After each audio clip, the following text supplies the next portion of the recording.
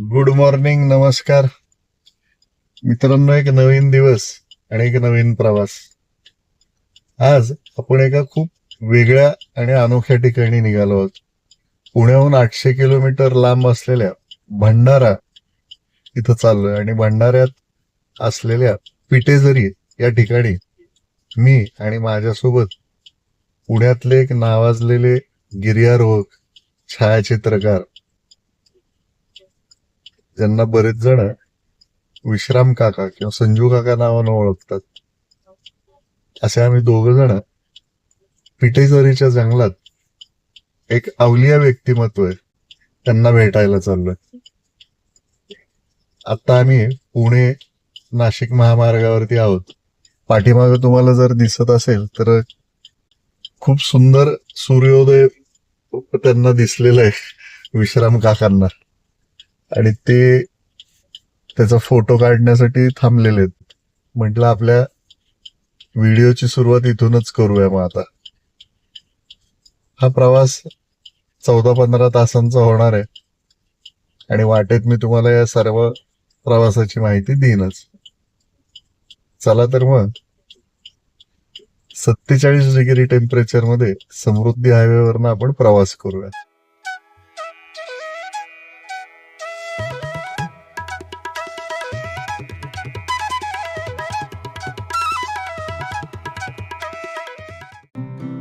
Photo काढून झाल्यावरती मी उत्सुकता म्हणून विश्राम काकांना विचारलं, म्हटलं काय आवडलं तुम्हाला या फोटोमध्ये किंवा का काढला हा फोटो? तर ते मला म्हटले, हे बघ मी तुला दाखवतो. या डोंगरावरती टोकावरती एक सुंदर मंदिर आहे आणि या मंदिराच्या पाठीमागून होणारा सूर्योदय हा अप्रतिम आहे आणि हे फक्त आपल्याला कॅमेऱ्यातूनच टिपता येतं. असं म्हणत जेव्हा त्यांनी कॅमेऱ्यातनं मला हा फोटो दाखवला तेव्हा मात्र मी स्तब्ध झालो. अत्यंत सुंदर असा हा सूर्योदय होता. आमच्या प्रवासाला खरी सुरुवात पहाटे 5 वाजताच झाली आहे. पहाटे 5 वाजता आम्ही पुण्यातून निघालोय. पुणे, भोसरी, मोशी, चाकण, राजगुरुनगर ओलांडून आम्ही मग पुढे संगमनेर येथे दाखल झालो आणि मग संगमनेर नंतर शिर्डी विमानतळाच्या इथून शिर्डी शहर बायपास केलं आणि मग कोपरगाव येथे असलेल्या समृद्धी महामार्गावरती आम्ही प्रवासाला सुरुवात केली. विश्राम काकांचा हा समृद्धी महामार्गावरचा पहिलाच प्रवास आहे.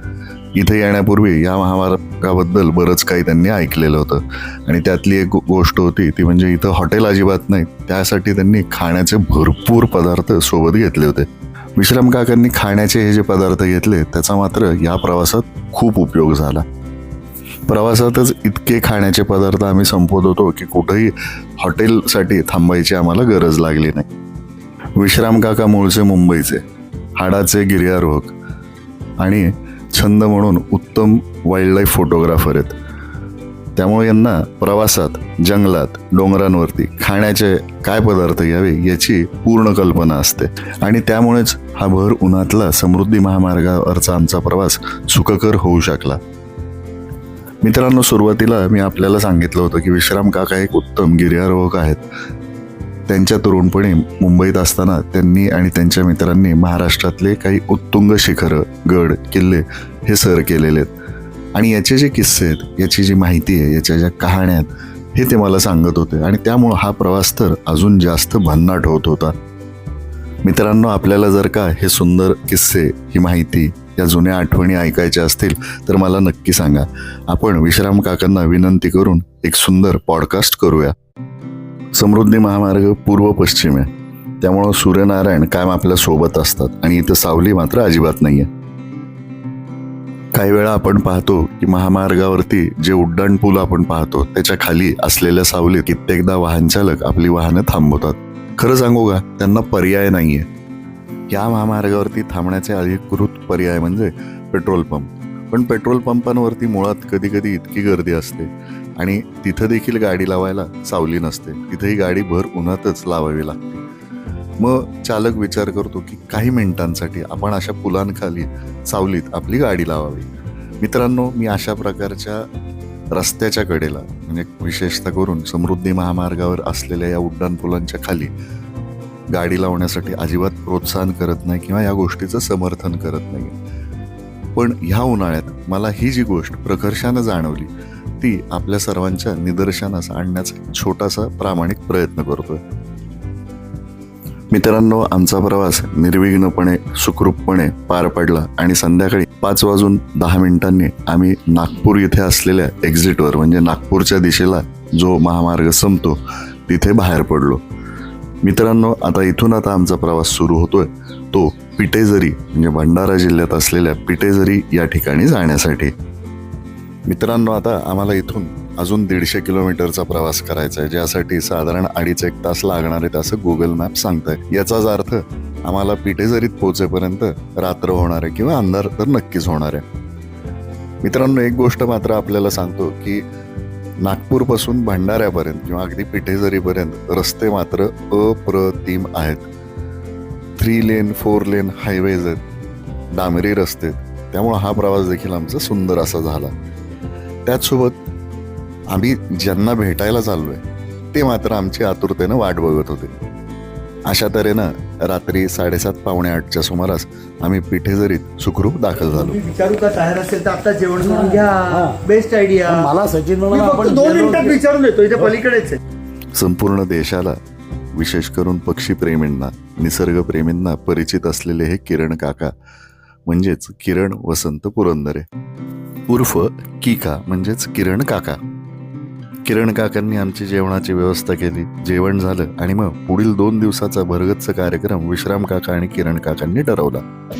इथला वॉक, हाईट मध्ये बसणे आणि विमल कसा तलाव फार महत्वाचा आहे. एक्झॅक्टली, हे आपण उद्या करू. कारण उद्या नाही, परवा 7 तारखेला सकाळी आपण इथून नाश्ता करू किंवा माझ्या माहितीमधला जो माणूस आहे ना उत्कृष्ट नाश्ता देतो आणि संबंध पंचक्रोशीमध्ये तो उत्तम दर्जाचे पोहे तयार करण्याबद्दल प्रसिद्ध आहे. त्याचं नाव आहे राम जाने पोहे. आपण खाल्ले सानगडीला. मित्रांनो, बराच मोठा प्रवास केलेला होता, त्यामुळे दमलो होतो. रात्री चर्चा संपल्यावर लगेच झोपलो, पण पहाटे मात्र आम्हाला लगेचच उठावं लागलं, कारण आज आम्ही पिटेझरीची वाईल्ड लाईफ सफारी ठरवलेली होती, बुक केलेली होती. आज आम्ही पिटेझरीच्या जंगलात इथं प्रसिद्ध असलेल्या बिबट्यांना पाहण्यासाठी जाणार आहोत.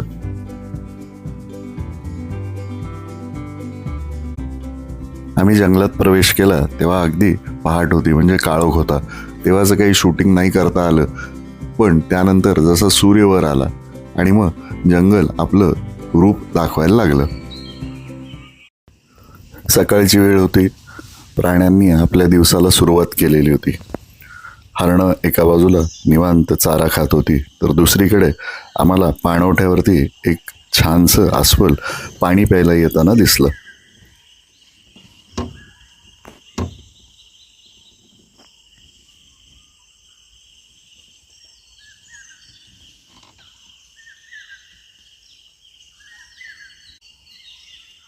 उन्हाळा इतका तीव्र आहे हे जाणवतंय. या अस्वलानं बराच वेळ या तलावावरती, या पाणवठ्यावरती घालवला, भरपूर पाणी प्यायलं आणि मग ते तिथून नंतर जंगलात निघून गेलं. त्याचसोबत या पाणवठ्यावरती आम्हाला रानडुकरं पाहता आली, मोर पाहता आले. आज आमच्या सफारीचे गाईड होते प्रकाश दादा. मित्रांनो, प्रकाश दादांना इतकं अप्रतिम असं ज्ञान आहे जंगलाचं. त्यांना दुरून येणारा बारीकसा आवाज देखील ऐकू येत होता, जो आम्हाला कळत नव्हता. आणि एके ठिकाणी गाडी थांबवल्यानंतर त्यांनी कानोसा घेतला आणि मग एके दिशेला बोट करून आम्हाला सांगितलं की तिथं बघा त्या झुडपांमध्ये काय बसलंय ते. निसर्गात एकरूप झालेला हा बिबट्या आपल्यासारख्या शहराकडे राहणाऱ्या व्यक्तींना सहजासहजी ओळखणं अवघड आहे. प्रकाशदादा इथलेच आहेत, याच मातीतले आहेत, त्यामुळं त्यांना या बिबट्याची चाहूल अगोदरच लागली होती आणि त्यांनी त्याच्यावरती पाळत ठेवलेली होती. आणि जसा तो इथं या झुडपांमध्ये येऊन बसला तसं त्यांनी आम्हाला त्या तिथे इशारा करून पाहायला सांगितलं होतं. मित्रांनो, ऊन होतं. बिबटा थोडा वेळ बसला आणि मग तिथून त्याची जी रोजची विश्रांतीची जागा आहे म्हणजेच या जंगलात असलेला एक पूल आहे आणि या पुलाच्या खाली सिमेंटच्या पाईप आहेत, त्याच्यामध्ये तो जाऊन पोहोचला.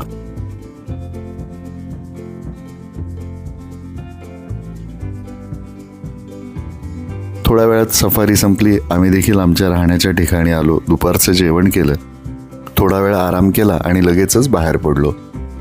मित्रांनो, आज एक अत्यंत महत्त्वाच्या ठिकाणी आपण चाललोय. पिठेझरीला येण्याचं हे एक अजून एक कारण आहे. किरण काकांच्या सौभाग्यवती अनघाताई इथं महिलांच्या उद्धारासाठी, त्यांच्या सबलीकरणासाठी अत्यंत सुंदर अनोखे असे कार्यक्रम राबवतात. त्यामध्ये महिलांना शिवणकाम, विणकाम याचं प्रशिक्षणही देतात. आणि त्या नुसत्या तिथं थांबत नाहीत, तर त्यानंतर हे सगळे जे प्रॉडक्ट्स आहेत, ही उत्पादनं देशभर वितरित करणं, विक्री करणं याचं देखील प्रशिक्षण अनघाताई यांना देतात. त्यासाठी त्यांनी इथं सखी मंच नावाचं एक मंच स्थापन केलेला आहे आणि त्याच्या अंतर्गत निसर्गवेद नावाची ही संस्था हे सर्व कार्य करते. मी जेव्हा इथं पोहोचलो तेव्हा इथल्या या कार्यशाळेत काही मुलं खूप सुंदर पेंटिंग करत होते. टी शर्टवरचंही पेंटिंग होतं.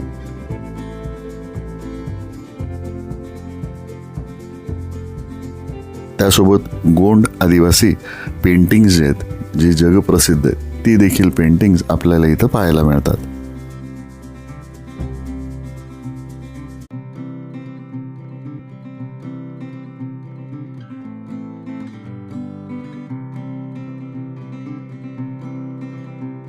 मित्रांनो, या आहेत अनघाताई पुरंदरे, किरणदादांच्या सौभाग्यवती.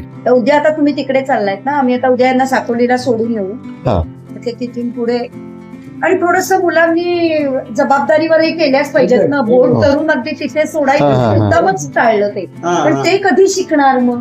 ताई दादा आहेतच बरोबर, त्यामुळे जाऊ देते, काही होत नाही एकदम नाही. आणि आम्हाला कोणीही सांगितलं नाही. मी 7 वर्षाचे असताना माझे वडील गेले, कोणीही नव्हतं सांगायला, शिकवायला. सगळं मी माझं स्वतः केलं. सुद्धा सांगायला नव्हतं की काहीतरी कर, काहीतरी आम्ही पुश तरी करतो की जा तिथे, काय होईल. कोण आहे ना आमचा, बरोबर, त्याच्याशिवाय कळेल का? सांगा या पुढच्या पिढीला. त्यांनी केलं बघा, सुंदर केलं.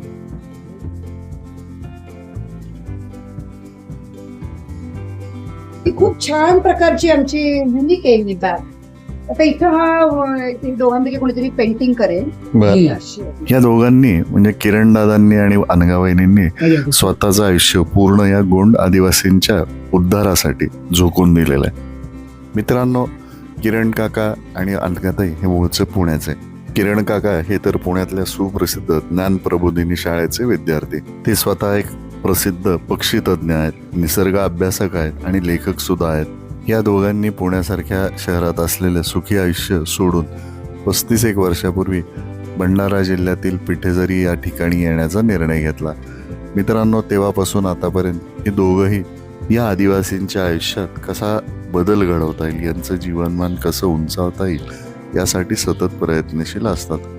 अनघाताईंच्या या निसर्गवेद संस्थेमार्फत तयार होणारे हे सर्व जे प्रॉडक्ट्स आहेत, हे जे उत्पादन आहेत, याची विक्री त्या स्वतः जातीनं लक्ष घालून करत असतात. त्याचसोबत इथल्या मुलांच्या शिक्षणाचा देखील यांनी विडा उचललेला आहे आणि त्या अंतर्गत आज 11वीच्या परीक्षेत या चिमुकलीनं इथल्या पंचक्रोशीत सर्वोत्तम आणि सर्वोच्च गुण मिळवलेत आणि ती प्रथम आली आहे. आणि म्हणून विश्राम काकांनी तिचा एक छोटासा सत्कार केला.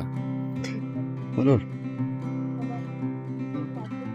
वेगवेगळ्या रंगातली, आकारातली. ओके, हे ते फ्रीजचं आहे. 5 पिशव्यांचा सेट आहे. हे केवढ्याला आहे? 300ला आहे. याच्यात भाजीपाला आपण ठेवू शकतो, फळं, भाजीपाला. प्लॅस्टिकच्या ऐवजी याचा वापर करू शकतो, कापडाचा. हे वॉटर बॉटल्स आले. ओके, अच्छा, हां हां हां हां, चौरंगासन. ओके, हे केवढ्याला आहे? 500ला. ओके, हे फोनचं आहे ना? हे केवढ्याला आहे? 120ला. Mobile holder. आणि हे बॉटल आणि मोबाईल दोन्ही पण. हे केवढ्याला आहे? 170 रुपयाला. अरे हां, अच्छा, टिफिन बॅग. ओके,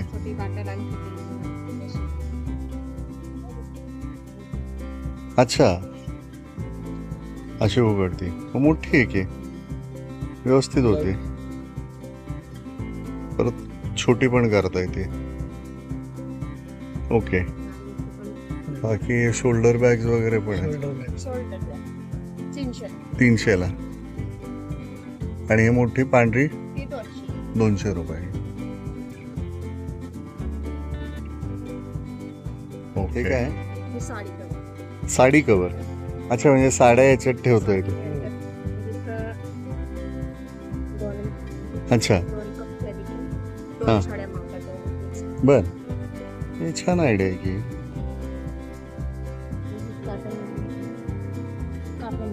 अच्छा. ओके.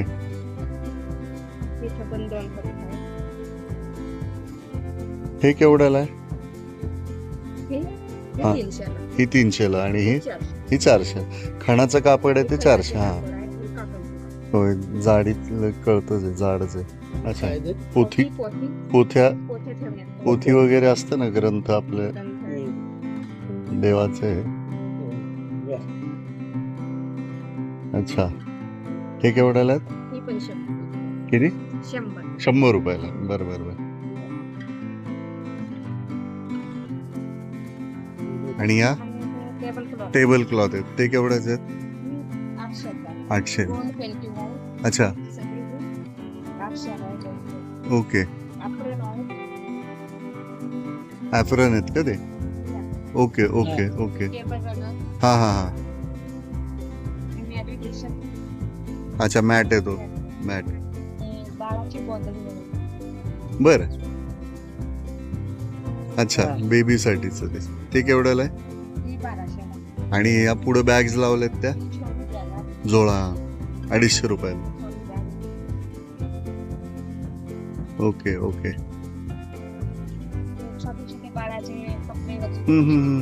हँगर आहे म्हणजे तो. बेस्ट.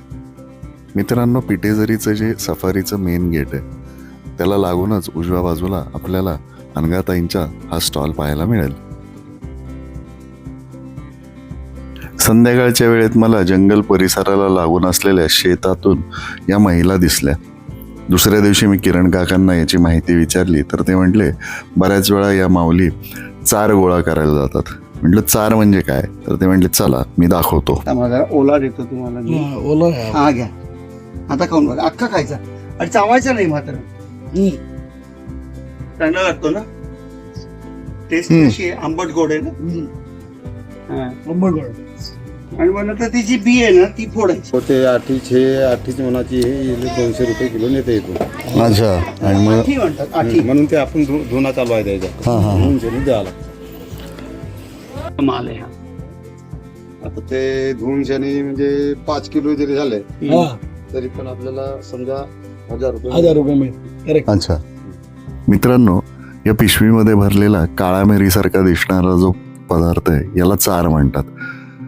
आपण जे चारोळ्या खातो किंवा आपल्याकडे प्रत्येक सणावारीला चारोळ्यांचा जो वापर करतो आपण पदार्थांमध्ये, त्या अशा पद्धतीनं जंगलात येतात. चारोळी ही एका फळाच्या स्वरूपात झाडावरती तयार होते. पिकल्यावरती काळी होते आणि खाली पडते. खाली पडलेले चार हे आदिवासी बांधव गोळा करतात आणि मग घरी आणून त्याच्यावरचा असलेला जो गर आहे तो काढून टाकतात धुवून. त्यानंतर आतला हा हिरवा भाग आपल्याला दिसायला लागतो. हा हिरवा भाग वाळवला जातो आणि मग व्यापाऱ्यांना विकला जातो. व्यापारी त्यावर प्रक्रिया करून तो हिरवा भाग फोडतात आणि त्यातल्या आतून जी गुठळी मिळते आपल्याला ती असते चारोळी. अशा पद्धतीनं जंगलातनं सुरू झालेल्या चारोळीचा प्रवास आपल्या ताटापर्यंत येऊन थांबतो. आपण एक क्रांतिकारी डिसिजन घ्यायचा का? ट्रस्टनी समजा अशी मशीन आणली आणि काही लोकांना एम्प्लॉयमेंट दिली, करेक्ट, तर त्याच्यातून त्यांचा पण पगार निघेल. नक्कीच. 100%. यांना न्याय मिळेल आणि जास्त मोठ्या प्रमाणामध्ये चारोळीची झाडं वाचवतील. आज संध्याकाळी पिटेझरी आणि आसपासच्या परिसरात जोरदार पाऊस झाला आणि आज संध्याकाळची जी सफारी आहे ती आम्हाला अक्षरशः रद्द करावी लागली आणि आज आराम केला. मग आम्ही आता दुसऱ्या दिवशी म्हणजे उद्या किरण काकांसोबत आपण बाहेर जाणार आहोत.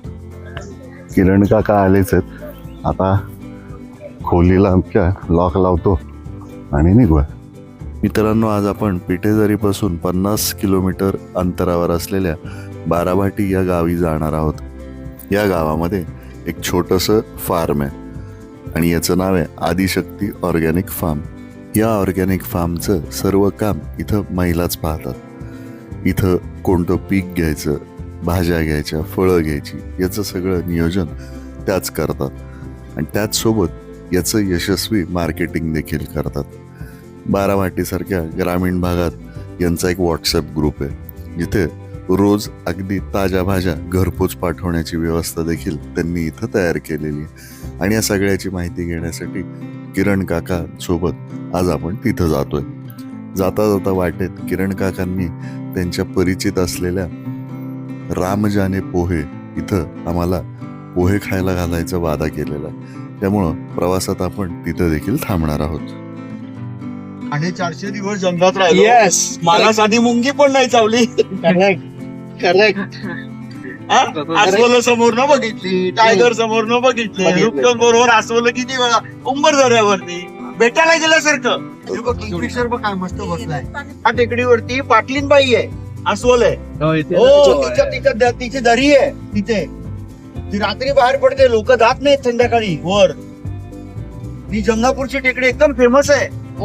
किरण काका स्वतःच एक चालता बोलता निसर्गाचा ज्ञानकोश आहे.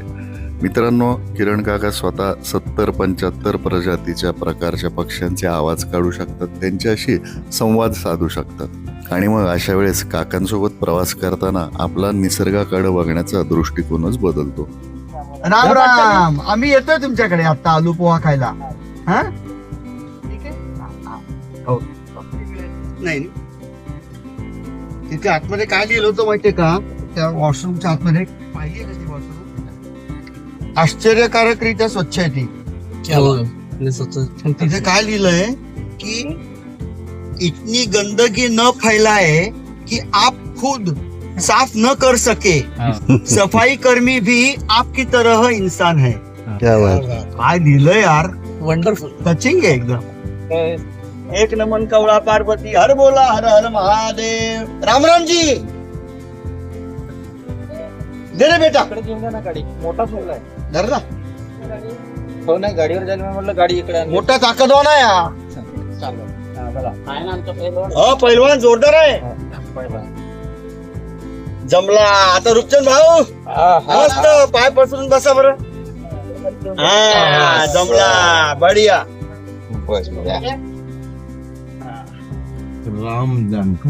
किरण काकांनी वर्णन केलेलं हेच ते रामजाने पोहे सेंटर. इथं आम्ही दाखल झालो, पोहे खाल्ले, त्याचसोबत दही सामोसा नावाचा एक भन्नाट पदार्थ इथं खायला मिळाला, त्याचा आस्वाद घेतला आणि मग इथून आम्ही बाराभाटी गावाकडे जाण्यासाठी निघालो. मित्रांनो, ज्यांना सेंद्रिय शेतीविषयी माहिती आवडते त्यांच्यासाठी हा विषय नक्कीच पसंतीचा ठरणार आहे. कारण आज आपण ज्यांना भेटणार आहोत ते आहे लांजेवार दाम्पत्य. सौ नीता आणि श्री ओमकार लांजेवार यांनी 1.25 एकर क्षेत्रामध्ये एक नंदनवन फुलवलंय. संपूर्णपणे सेंद्रिय पद्धतीनं इथं ते शेती करतात. त्याचसोबत या शेतात पिकणाऱ्या सर्व उत्पादनांचं ते यशस्वीरित्या मार्केटिंग देखील करतात. मित्रांनो, कमी जागेत कमी क्षेत्रफळात देखील यशस्वीरित्या कशी शेती करता येते याचं मार्गदर्शन पुढच्या पिढीला हे दोघं मिळून करत असतात. आधी तर थोडं शेताबद्दल सांगून देते. आपला आहे 1.25 एकर जसं आहे एकूण, तर लागवड 1 एकरात आहे. बाकी याच्यामध्ये हे आपलं कन्स्ट्रक्शन आलेलं आहे. मग याच्यामध्ये भाजीपाला आहे आपला, प्लस फळझाड आहेत आणि आपले मेन पीक आहेत हळद, तूर आणि आंबाडी. हे आपले मेन पीक आहेत.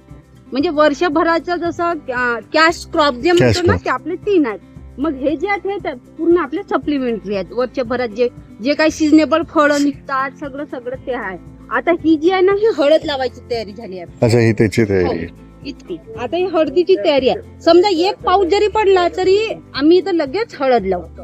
आता त्यासाठी ओके करून ठेवलेलं आहे. नाहीतर मग आमचे हे रेन पाईप आहेत ना, त्याच्यावर त्या पाण्यावरती करणार. मग त्या पाण्यावरती मग हळद आपली 3 प्रकारची आहे. मागच्या वर्षीपासून 3 प्रकार झाले. यावर्षी एक आपली अजून वाढणार आहे व्हरायटी. त्याच्यात आहे आपली वायगाव हळद आहे, त्याच्यानंतर आपली आहे कस्तुरी हळद आहे आणि त्याच्यानंतर ब्लॅक टर्मरिक आहे. ब्लॅक टर्मरिक, बरं. काळी हळद. काळी हळद, हो. अरे वा. आणि बरं, आपल्या भाजीपाला पॅचेस मध्ये का बरं लावलंय की भाजीपाला घेणारा आपला एक काही वर्ग आहे लिमिटेड, त्यालाच आपण फक्त भाज्या पुरवतो. आणि म्हणजे जो इथं विकलाय तोच आम्ही लावतो. या वाफ्यात फक्त गवार आहे नाही, शिमला मिरची होती आधी, बर. है ना. शिमला मिरची आता आपण कटिंग केली म्हणजे उन्हाळ्यात म्हटलं पाऊ तरी आपल्याला घरी खाण्यापुरता आता होऊन राहिली आहे शिमला मिरची. आणि शिमला मिरची होत असतानाच मधामध्ये गवार लावून ठेवली होती. अच्छा. असं तर त्याच्यामुळे हे आता आहे. आणि जर पाऊस पडला तर हीच शिमला मिरची अजून चांगली होईल. म्हणजे एक एक कण वेगवेगळा तिचा पहा दिसून राहिला. मी अशाच करत आहे तर ही क्वालिटी पाहिजे मातीची ही आपण बोल पहा. हा बरोबर आहे. रेती बनली एक एक एक एक निघून राहिलाय. जेव्हा ती वाढली असते तेव्हा आपण हे नाही करू शकत. पहा दिसलं एक एक कण हा दिसला रेती सारखा. तुम्हाला गोल गोल गोल गोल पाहिजे. त्याचा स्ट्रक्चर आहे तो गोल गोल पाहिजे. ही माती आहे. सुंदर आहे. जिच्यावर आम्ही 5 वर्ष फक्त मातीवर काम केलं आधी. है ना दिसते कसं वेगळी झाली अशी चिपकली. माझा हात तरी भरला नाही. देवाय हरये परमात्मने प्रणत क्लेशनाशाय गोविंदाय नमो नमः. बोला पंढरीनाथ महाराज की जय. बर का नीता, चाराच्या झाडाला आंब्यासारखा मोहोर. चाराच्या झाडाला आंब्यासारखा मोहोर. बुचकळ्यातच पडून राहा झाड असतातच थोर. कमाल आहे. आहे की नाही? तसंच आहे की नाही? म्हणजे आंब्याचा मोहर आता हा असं वाटेल का लांबून चार आहे. वाटतो का नाही रुपये? आपण पहिले गोले लावले त्याच्यावर मग ते लावलंय. अशा पद्धतीनं सेंद्रिय शेतीची माहिती घेतल्यानंतर आता वेळ झाली होती ती जेवणाची. आणि नीताताईंनी लगेचच स्वयंपाकघराचा ताबा घेतला. आमच्यासाठी उत्तम असं जेवण तयार केलं आणि मग ते आम्हाला वाढलं. मित्रांनो, आमच्या ताटात असलेल्या पदार्थातले 85% पदार्थ हे याच शेतात पिकवलेले आहेत. मीठ, तेल आणि साखर वगळता बाकी सर्व पदार्थ याच मातीतनं आलेले आहेत. मावशींनी अजून भाजी वाढलेली आहे तांदूळचा. त्याच्यानंतर कांद्याची कोशिंबीर आमच्या शेतातल्या. तरी पण ऑर्गॅनिकच घातलेला. मटकी पण आमची ऑर्गॅनिकच आहे. आणि केळीची भाजी आहे. केळीची भाजी. मित्रांनो, अशा पद्धतीनं आदिशक्ती ऑर्गॅनिक फार्म इथल्या ऑर्गॅनिक फूडचा जेवणाचा आस्वाद घेतला. आणि मग इथून आम्ही आता बाहेर पडत आहोत ते जवळच असलेल्या नावेगाव राष्ट्रीय उद्यान या परिसरात पक्षी निरीक्षणासाठी.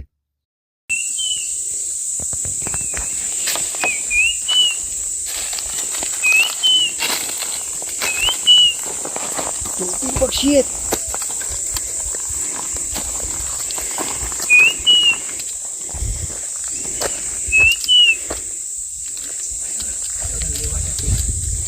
वेगळी असते. हा बघ ना केवढा वेगळा आहे. हे बघ 3 पक्षी आहेत.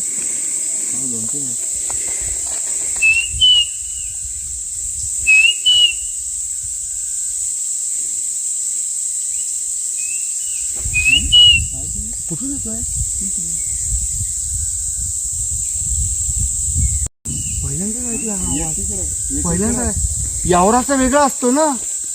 हा बघ, हा आयुराचा आहे.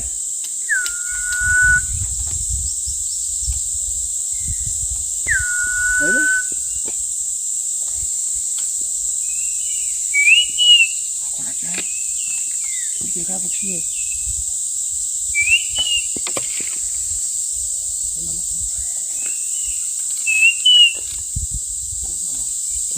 इथं आला एक पुढं आलाय छोटा आयुरा असेल. किती बदलली हा.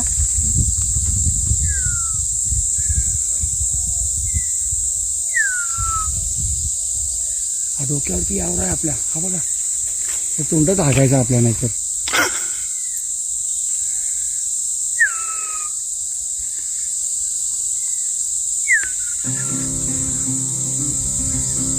आपण आता नवेगाव नॅशनल पार्कच्या तळ्यावरती आलेलो आहोत. कुठले नवीन पक्षी दिसतात का ते आपण बघूया. मित्रांनो, अशा पक्षी निरीक्षण मोहिमांमध्ये किरणदादांसोबत सावलीसारखा असणारा रूपचंद दादा, त्याचंही कौतुक करावं तेवढं कमीच आहे. रूपचंद दादा पण ह्याच मातीतला. त्यालाही प्रचंड ज्ञान आहे इथल्या निसर्गाचं, या भूगोलाचं. कित्येकदा असंही होतं की या दोघांमध्ये एक अत्यंत सुंदर असा वैचारिक संवाद सुरू होतो आणि तो आपल्याला पाहायला मिळतो. अशा पण काही गोष्टी आहेत ज्या किरण दादांना माहीत नाहीत, अशाही काही गोष्टी आहेत ज्या रूपचंद दादाला माहीत नाही. आणि या ज्ञानाची जी देवाणघेवाण ज्या पद्धतीनं होते ना, ती मात्र बघण्यासारखी, ऐकण्यासारखी असते. सगळ्यात महत्त्वाचं म्हणजे आज देखील हे दोन विद्यार्थी निसर्गाच्या या शाळेत आल्यावरती विद्यार्थी दशेत जातात आणि नवीन गोष्ट शिकण्यासाठी आतुर असतात. मित्रांनो, आज पक्षी निरीक्षण करताना एक गोष्ट मला खूप जाणवली, ते म्हणजे किरण काका ज्या ज्या पक्ष्यांचं शास्त्रीय नाव, त्यांचे गुणधर्म याचं वर्णन करत होते किंवा त्याची माहिती देत होते, त्या माहितीला जोडून अधिक माहिती रूपचंद दादा पण देत होता.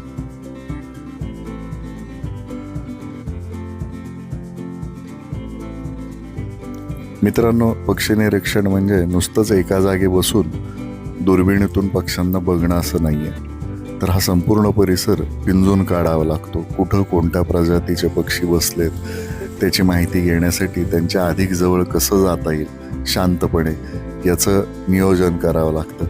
आणि आज हे सगळं मला पाहायला मिळालं ते किरण काका आणि रूपचंद काकांच्या निमित्ताने. तिकडे तरंगत गेलेली ती किती वेळ झाला हालतच नाही ना. बरोबर म्हणला पुष्कळ वेळ जातो, म्हणला कारण बगडा असेल बसला, बगडा आहे असं वाटतं पाय बरं. आधी बघा बरं का हो. हा